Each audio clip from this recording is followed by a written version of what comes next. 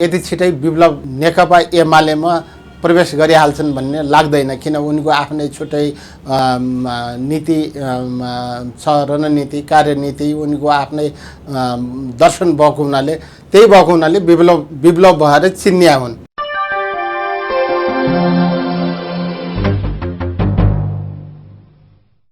अधिवक्ता तथा राजनीतिक विश्लेषक मनोहर लामिछाने सरलाई हाम्रो डाँफे अनलाइन टेलिभिजनमा स्वागत छ। धन्यवाद। अब सबैभन्दा सुरुवातमा यो पछिल्लो पटक सर्वोच्च अदालतले जो निर्णय गर्यो नि डबल नेकपाको सन्दर्भमा, यो कुरालाई चाहिँ अलिकता माधव नेपाल समूहको जो राजनीतिक समूह छ हैन, नेकपा एमालेकै गुट, एउटा गुट, उसको चाहिँ अलि चित्त नबुझाएको हैन, त्यो खालको प्रतिक्रियाहरू सञ्चार माध्यमहरूमा हैन, विश्लेषणहरूमा आइरहेका छन्। त्यो घटनालाई चाहिँ कसरी हेर्नु भएको छ तपाईले? होइन, यहाँले माधव ग्रुपको भन्नुभयो, माधव प्रचण्ड दुवै ग्रुपको त्यो असन्तुष्टि हो। त्यसमा पनि आज विशेष गरी माओवादी खेमाका प्रचण्ड ग्रुपका साथीभाइहरूले यो मिलेन, फैसला पूर्वाग्रही भयो, राजनीतिक भयो भनेर त्यो चर्चा आछ। तथापि यो के छ भने ऋषि कटेलको नाउँको नेकपा दर्ता गर्नु नै सुरुमा भुल थियो। दुईटा ठुला पार्टीहरूका अहमताले यो नेकपा दर्ता भएको, त्यतिखेर दर्ता हुनै नहुने चिजलाई दर्ता भइसकेपछि अहिले अदालतले बरु त्यसलाई करेक्सन गरिदियो। अब न्याय हुने रहेछ भन्ने एउटा अनुभूति पैदा गरेका छ र उहाँहरू दुवै मिल्न चाहनुभयो भने त्यसलाई पनि अदालतले खुला बाटो छोडिदिया हुनाले पूर्वाग्रही भयो, राजनीतिक भयो भनेर मेरो बुझाइमा त्यो छैन। अब 2075 सालको जो स्थिति थियो, त्यो स्थितिमा फर्केर पूर्व एमाले र माओवादी केन्द्रको आफ्नो छुट्टै अस्तित्व छ, छुट्टै रूपमा भनेर जो निर्णय गरेको छ नि, त्यो निर्णयलाई चाहिँ कसरी हेर्नु भएको छ? होइन, त्यो त के भयो भने या त उहाँहरू हामी पार्टी एकीकरण गर्छौँ, अर्को नाउँ राख्छौँ भनेर त्यतिखेरको जसरी दुई पक्षका पार्टीहरू मिलेर संयुक्त निवेदन दिनुभएको थियो, त्यो अवस्थामा जानु पर्यो। त्यो अवस्थामा जाँदाखेरि पनि केपी ओली ग्रुप त्यति सहजै जाने अवस्था छैन र या त विकल्प के हो भने त्यो एकीकरण हुनुभन्दा अगाडि आफ्ना आफ्ना पार्टीका रूपमा तपाईँहरूको अस्तित्व भयो भन्ने अदालतको जो फैसला छ त्यो सान्दर्भिक नै फैसला हो। अब जस्तो यो सर्वोच्च अदालतको फैसलापछि छुटिएका दुईवटा दलहरू छन् हैन, दुवै कम्युनिस्ट छन्, वामपन्थी छन् हैन। अब यिनीहरूको एकता या फेरि छुटिएर जो आफ्नो बाटो लागेको छन् नि, यसले चाहिँ कम्युनिस्ट आन्दोलनलाई कस्तो असर पारेको देख्नुहुन्छ? अब हेर्नुहोस्, यहाँले सजिलै भन्नुभयो दुईटै वामपन्थी हुन्, वामपन्थी हुन् कि होइनन् भन्ने कुरा विवादै छ। त्यसमा पनि विवाद छ। किनभने कयौँ विश्लेषक, कयौँ वामपन्थी शुभेच्छुकहरूले यिनीहरू कम्युनिस्ट होइनन् भन्छन् र कम्युनिस्ट आदर्श, मूल्य, मान्यता, नैतिकता यी दुवैमा नभएको हुनाले यिनी सामाजिक प्रजातान्त्रिक धारका दुईटा पार्टीहरू हुन् र नाउँ कम्युनिस्ट छ। र हामी पनि के छ भने कयौँ आम जनमानसलाई कम्युनिस्टै हुन् कि, किनभने नाउँ त कम्युनिस्टै भयो। नाउँ कम्युनिस्ट हुँदैमा त्यो कम्युनिस्ट हुने होइन, नाउँको आधारमा कम्युनिस्ट पार्टी हुन्। यसले जो यी दुईटा शक्ति थिए नफुटेर एउटै भएको भए एउटा महत्त्व राख्थ्यो र फुट्न पनि हुँदैन थियो, नफुट्या भए बेस हुन्थ्यो। किनभने सशक्त पार्टी चाहिन्छ, जसरी एउटा काङ्ग्रेसको धार छ, यी समाजवादी कम्युनिस्टको एउटा धार हुन्थ्यो र यी सानातिना पार्टी अथवा पार्टी विखण्डनले देशलाई राम्रो गर्दैन। र यो अवस्थामा दुईटा पार्टीहरूका बिचमा तिक्तता आएको छ। दुईटा पार्टी अर्को दुईटा बन्ने भए अब नेताहरू त त्यहाँ उत्पादन होलान्, नेताहरूका पद प्राप्तिहरू होला, ती पद प्राप्तिले जनतालाई, देशलाई खासै तात्विक भिन्नता असर केही पर्दैन र नफुट्या भए हुन्थ्यो। जो अवस्थामा छन् यी कम्युनिस्ट होइनन् भन्ने कुरामा त धेरै जसो आम जनमानसलाई त्यो लागेको छ।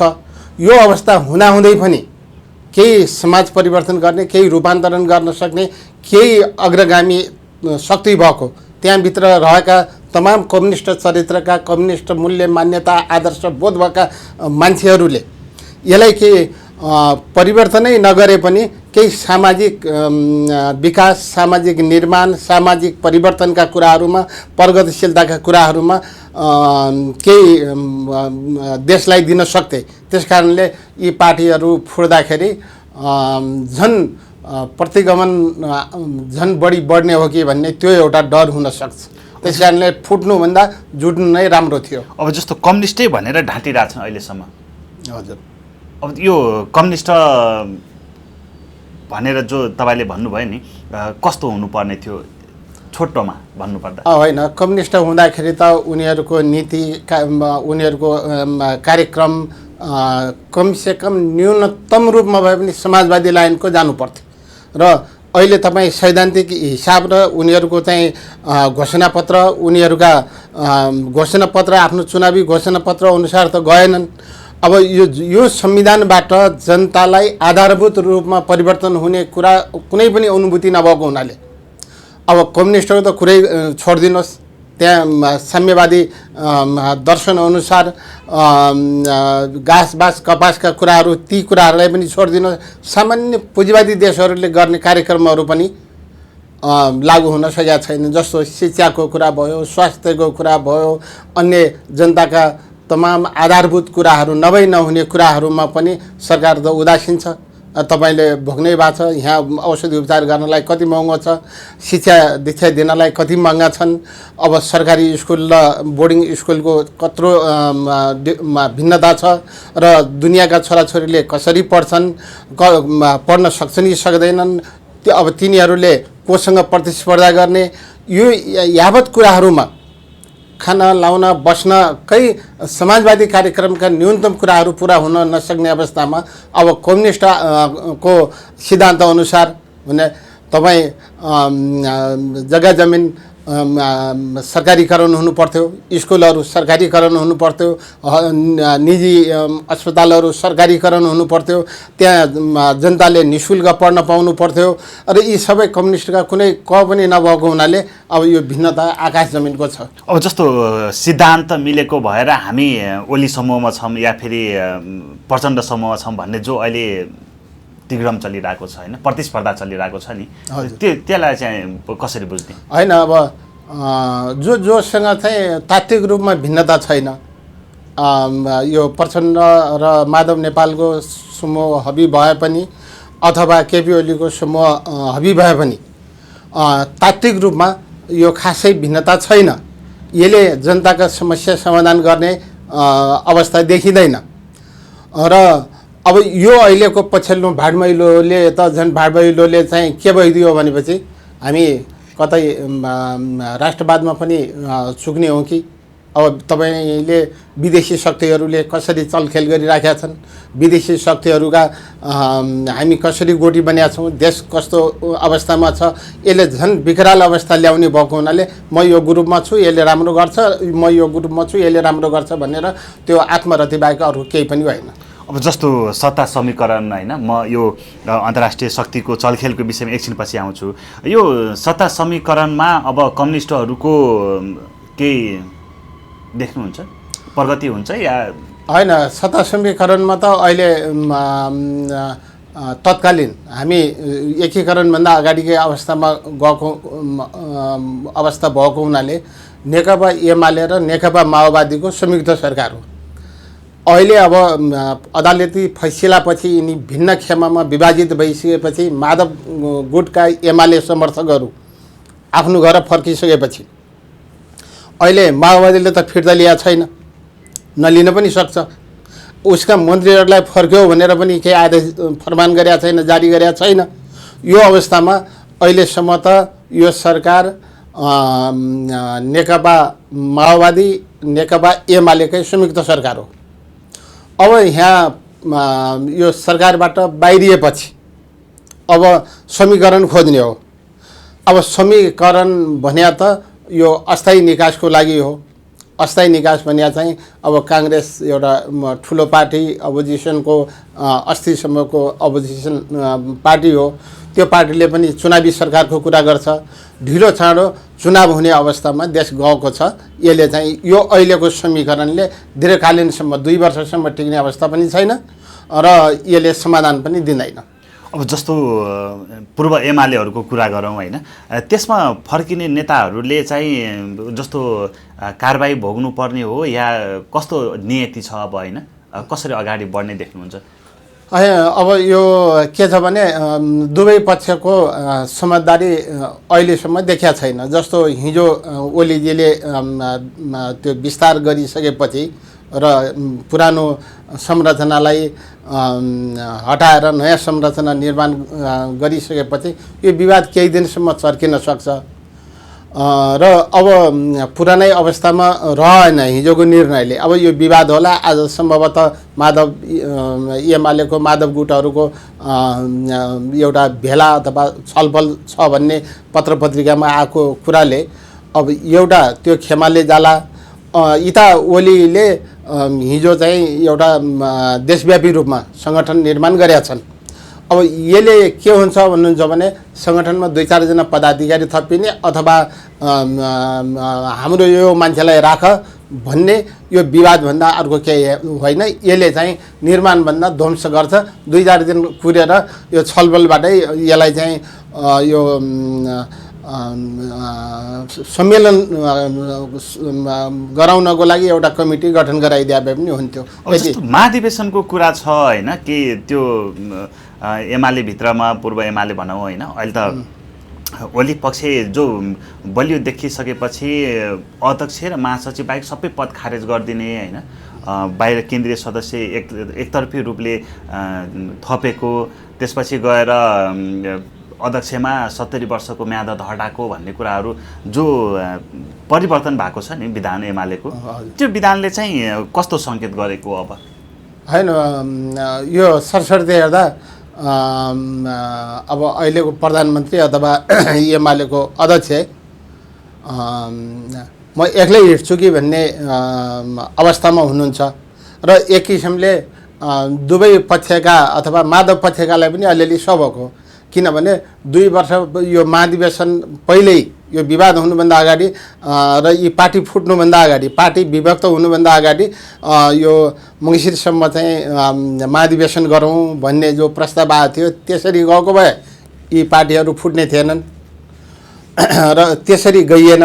र अहिलेको हिसाबले अब हामी एक्लै बहुमतकै आधारमा जान्छौँ भनेर प्रधानमन्त्रीको एउटा आफ्नो लाइन क्लियर गरेर जाने अवस्था रहेको छ। अब यसले नेपाललाई असर गर्छ, आम नेपालीलाई असर गर्छ। अब यो रोग फेरि माओवादी पार्टीमा पनि सर्ला, उसको पनि महाधिवेशन गर्ने बेला हुन सक्ला। यी सबै यावत कुराले देशको विकास निर्माण र स्थायित्वलाई केही न केही असर पार्छ। अब हामीले देख्दाखेरि सजिलै यी पार्टीहरूले गरे भने अब यो धार्मिक कुराहरूमा पनि भवसागर भन्ने छ। अहिले राजनीति हेर्दाखेरि भवसागरकै अवस्थामा देखिन्छ। हेर्नुहोस्, कसका गोठी को बनिया छौँ भन्ने कुरा थाहा हुन्न र विश्लेषण गर्नलाई पनि अथवा यो बारेमा आफ्नो दृष्टिकोण बनाउनलाई पनि कठिन छ। त्यसकारणले विदेशी शक्ति केन्द्रहरूले कसलाई के जिम्मेवारी दिएको छ, कुन भूमिकामा निर्वाह गर्न लगाएको छ, कुन अवस्थामा ल्यान्डिङ गराउने हो, त्यसले गर्दाखेरि अन्यलको अवस्था छ जुन देशको लागि हितकर छैन। अब जस्तो यो देशको राजनीतिको अवस्था हेऱ्यो भनेपछि चाहिँ अन्यलग्रस्त नै छ। अब भोलि के हुन्छ भन्ने केही छैन होइन। यो नेकपा एमाले भित्रको कुरा गर्नुपर्दा प्रधानमन्त्रीलाई अझै पनि पार्टी हाँक्ने एउटा इच्छा जागेको हो भनेर पनि विश्लेषणहरू आइरहेको छ होइन। 70 वर्षको यो हदम्याद हटाउनुको पछाडिको कारण चाहिँ त्यो पनि हुन सक्छ कि सक्दैन? होइन, यस्तो छ, धेरै पार्टीहरूमा यी कुराहरू आएका छन्, काङ्ग्रेस, माओवादी, एमाले। तैपनि यो 70 वर्षको जो एमालेको पूर्ववत विधानमा व्यवस्था थियो यसलाई बिचमा त हटाइएको थियो जस्तो लाग्छ मलाई। र अहिले फेरि त्यसलाई हटाएकै अवस्थामा रहेको छ। यो कारणले गर्दाखेरि केपी ओलीमा मात्रै होइन अन्य पार्टीका नेताहरूमा पनि 70 वर्षको अवस्थामा 70 वर्षभन्दा पनि माथि राजनीति गर्ने इच्छा जाग्या छ। त्यो स्वभावैले अरू नेता जस्तै केपी ओलीमा पनि त्यो जाग्यो। यद्यपि सबै पार्टीमा यसलाई एउटा उमेरको हदबन्दी कायम गरेर एउटा तल्नु अथवा भावी पिँढीलाई दोस्रो लेयरका नेताहरूलाई राज्य हाँक्ने अथवा पार्टी हाँक्ने अवसर प्रदान गरेपछि राम्रै हुन्थ्यो। उनीहरू अभिभावक भएर बस्न सक्थे, शुभेच्छुक भएर बस्न सक्थे। त्यो केपी ओलीलाई मात्रै होइन, सबै पार्टीमा यो अवस्था छ। अब जस्तो विप्लवहरूलाई होइन, क्रान्तिकारी एउटा शक्ति थियो बाहिर, मूलधार राजनीतिको मूलधारमा ल्याउनु भएको छ सीके राउतहरू जस्ता थुप्रै होइन। प्रधानमन्त्रीले त्यहाँसम्मको कामहरू गर्दाखेरि विप्लवहरूलाई मूलधारमा ल्याउँदाखेरि विप्लवलाई पनि समायोजन गर्ने अथवा एकतामा ल्याउने प्रक्रिया अगाडि बढ्ने सम्भावना अथवा सङ्केत हो यो? त्यो नहुन सक्छ। किन नहुन सक्छ भने यति छिटै विप्लव नेकपा एमालेमा प्रवेश गरिहाल्छन् भन्ने लाग्दैन। किन उनको आफ्नै छुट्टै नीति छ, रणनीति, कार्यनीति, उनको आफ्नै दर्शन भएको हुनाले, त्यही भएको हुनाले विप्लव भएर चिन्या हुन्। त्यसले गर्दा विप्लव तुरुन्तै त्यो पार्टीमा समावित हुन्छन् भन्ने मलाई लाग्दैन। जस्तो पूर्व माओवादी केन्द्रका नेताहरू पनि एमालेमा सजिलै समीकरण अथवा मिश्रण सम्मिश्रण एकता जे भनौँ होइन भएको छन् नि। अब यसरी बढ्दाखेरि चाहिँ माओवादी केन्द्रलाई चाहिँ कति घाटा लाग्छ? अब केही घाटा त लाग्छ। जस्तो अब खास तात्विक रूपमा त केही भिन्नता थिएन। अब यो राजनीतिक भिन्नताको कारणले यो विवाद सिर्जना पनि भएको होइन। अब तथापि कसैले हाम्रो राजनीतिक विवाद पनि थियो भन्ने कुरा ल्याए पनि त्यो होइन र यो पद प्रतिष्ठाको एक किसिमको लडाइँ थियो यथार्थ, जो आफूलाई स्वीकार्दैनन् ती पक्षहरूले। त्यस कारणले यस्तो अवस्थामा नेकपा माओवादीका केपी ओली अथवा एमालेको केपी ओली पक्षमा लाग्नु अथवा मन्त्रीमण्डलमा गएका अथवा नगएका अथवा त्यही मन्त्रीमण्डलका गएकासँग उतातिर गएकाहरू त्यो लाग्नु खासै अनौठो कुरा पनि होइन र यो ध्रुवीकरण हो। कोही केपी ओलीबाट नेकपा माओवादीमा पनि आउन सक्छन्, नेकपा माओवादीका पनि जान सक्छन्। यसले खासै गर्दैन। जहाँसम्म यहाँले माओवादीलाई कस्तो असर पर्यो भन्नुभयो, केही माओवादीलाई असर पर्छ। जस्तो हाम्रो टोपबहादुरजी भयो, बादलजी भयो, त्यसपछि अन्य हाम्रो प्रभु शाह, मणि थापाहरू जो जानुभएको छ, उहाँ माओवादीका मथल्लै स्तरको क्याडरहरू हो। यसले गर्दाखेरि माओवादीलाई केही असर त पर्छ। अब जस्तो यो एकता होइन टुटेपछि चाहिँ सत्ता समीकरणसँग कुराहरू पनि अहिले उठिरहेको छ। यो कुराले चाहिँ जो निरन्तरता पाइरहेको थियो राष्ट्रियताका मुद्दाहरूले होइन, ती मुद्दाहरूमा चाहिँ अब कस्तो असर पर्छ? ती उठ्न सक्छन्? कालापानी लिम्पियाधुरा जस्ता होइन। अब यो उठ्नु सक्छन् भन्दा उठाउनु पर्छ। एउटा राष्ट्रवादी नेपालीहरूले त उठाउँछन् नै, तर यी ओझेलमा पर्छन्। जस्तो एउटा सशक्त रूपमा आवाज उठ्या थियो र तपाईँले अघि सीके रावतका विप्लवका कुरा गर्नुभयो, केपी ओलीको उपलब्धि भने यी कुराहरूलाई पनि जल्दो बल्दो रूपमा उठाउनु हो।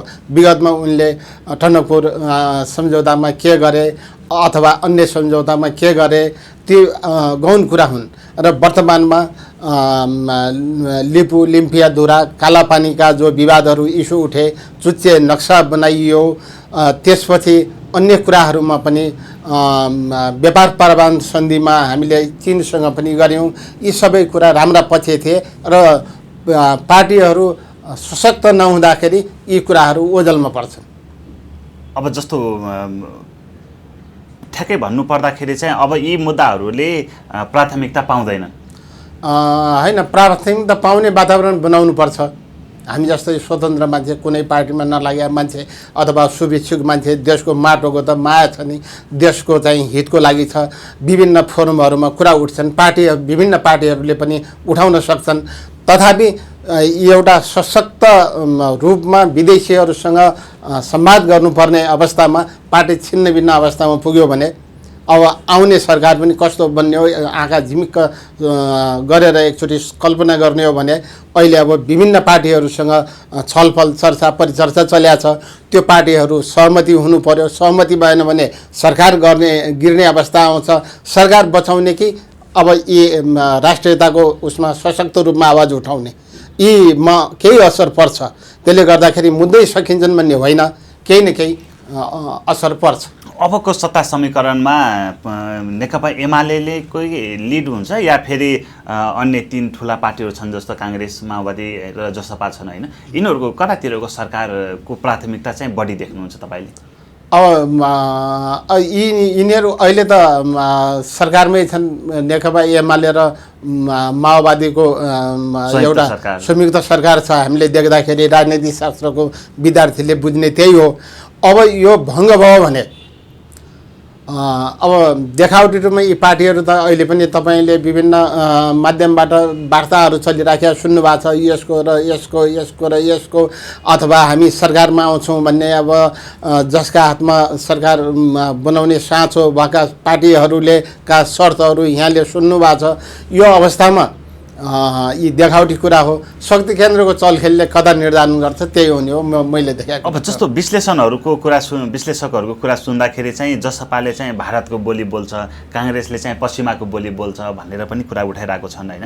अब प्रधानमन्त्रीले नेकपा एमाले नै सरकारको नेतृत्व गर्ने हो भनेपछि जसपाको संविधान संशोधन गर्नुपर्ने रेशम चौधरी लगायतका अब अपराधी नै भनौँ जेलमै हुनुहुन्छ होइन, उहाँहरू जस्तालाई छोड्नुपर्ने, काङ्ग्रेससँग सहकार्य गर्ने हो भनेपछि चाहिँ एमसिसीको कुरा छ होइन।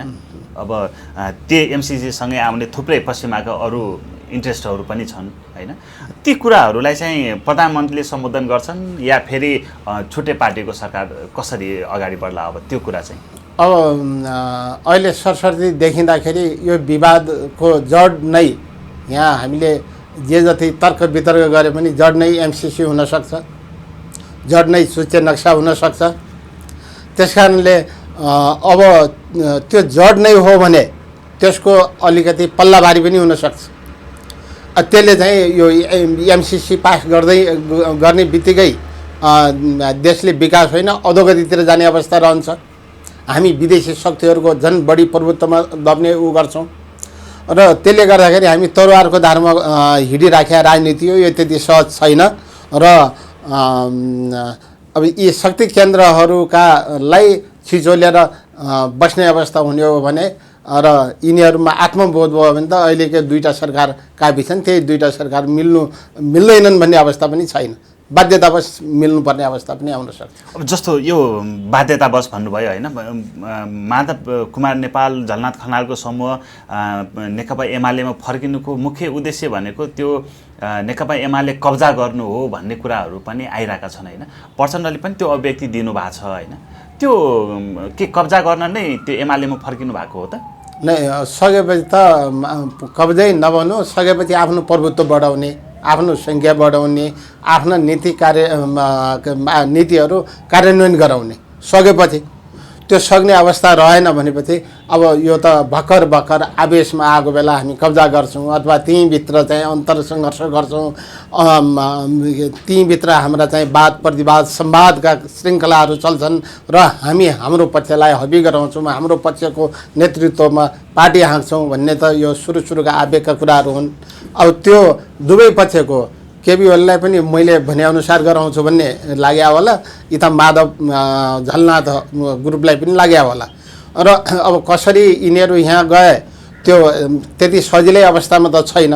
बरु यो हुनसक्छ हामी कतै गलत गरेका थियौँ कि, अथवा पार्टी विखण्डन भइसकेपछि पछिको अवस्था के रहने, दुईवटा भिन्न पार्टी भयो भने त त्यो अस्तित्व नरहने भएको हुनाले आत्मबोधै भएको हो कि कब्जा गर्नुभन्दा पनि अब हामी आफ्नै घरमा फर्किनु राम्रो हो भने आत्मबोध गरे पनि हुनसक्छ। अब प्रधानमन्त्रीले चाहिँ आफ्नो पक्ष होइन, आफ्नो गुटको लागि केन्द्रीय सदस्य पनि थपै हुनुहुन्छ, जिम्मेवारी पनि माधव नेपाल समूहको हटाएर आफ्नो समूहको थपिराख्नु भएको छ होइन। अब यसले चाहिँ यो दुईटाको बिचमा सहकार्य होला या फेरि यिनीहरूमा अझ यो मनमुटाव अझ गहिरिएर जान्छ? सहकार्य हुनसक्छ, किनभने दुवै पक्षका सेकेन्ड लेयरका थर्ड लेयरका नेताहरू छन् त्यहाँभित्र दुवैतिरका। अब होइन हामी पार्टी बचाउनु पर्यो भन्दाखेरि दुवैतिरको आत्मानुभूति सृजना गर्ने वातावरण हुनसक्छ र यो सुरुका आवेश केही मन्थर हुन सक्छन्। अब यो हामी कार्यक्रमको अन्ततिर पनि छौँ होइन। अन्तमा तपाईँ जस्तो यो अहिले वर्तमान राजनीतिक परिस्थितिलाई विश्लेषण गरेर होइन आफ्नो दर्शकहरूलाई चाहिँ के भन्न चाहनुहुन्छ अन्तमा? होइन, यो सबैभन्दा माथि देश हो, देश पछिका पार्टीहरू हुन् र देशको हितको लागि, देशको रक्षाको लागि, देशको एउटा राम्रो पक्षको लागि सशक्त रूपमा आवाज उठाउन लागि सबै पार्टीका नागरिकहरू, आम जनसमुदायहरू राम्रोलाई राम्रो, गलतलाई गलत, ठिकलाई ठिक, बेठिकलाई बेठिक भन्न सक्ने हिम्मत, आँट, क्षमता पैदा हुनुपर्छ। त्यो गर्नुपर्छ। देश रह्यो भनेपछि यी पार्टी रहन्छन्, पद रहन्छन्, यही नै हो। धन्यवाद। हस्, महत्त्वपूर्ण समय र विचार राखिदिनु भयो त्यसको लागि मनोहर लामिछाने सरलाई धेरै धेरै धन्यवाद। धन्यवाद।